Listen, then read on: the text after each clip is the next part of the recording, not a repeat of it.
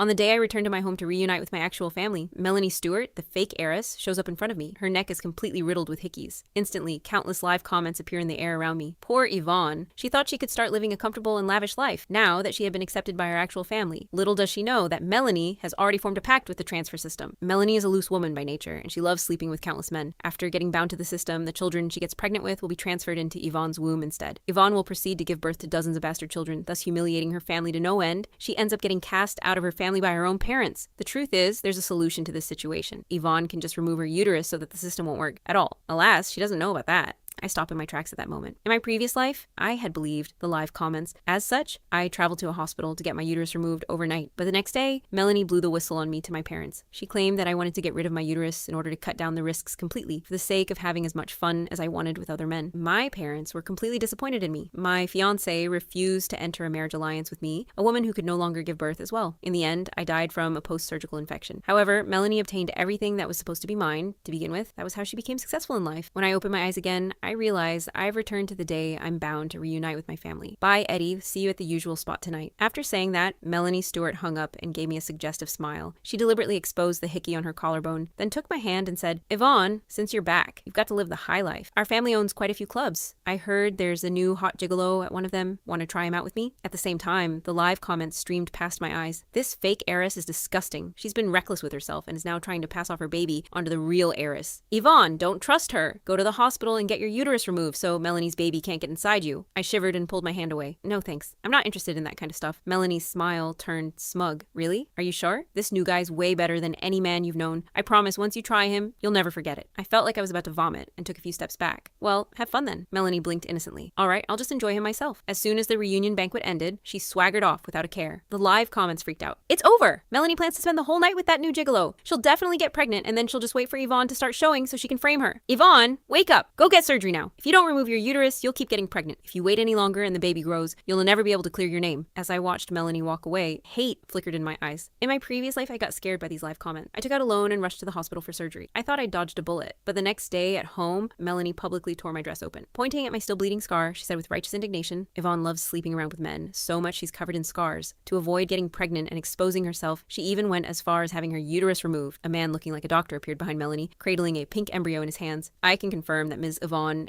came to the hospital for a hysterectomy last night. The surgery was halfway done when we found this underdeveloped embryo inside her uterus. Mom and Dad, who once felt sorry for me, flew into a rage. They called me a promiscuous ingrate. I should have known. You grew up in the slums after all. Some habits just never die. My fiance also dumped me, saying he'd never marry a woman so ruined. I had no way to defend myself and was kicked out of the family.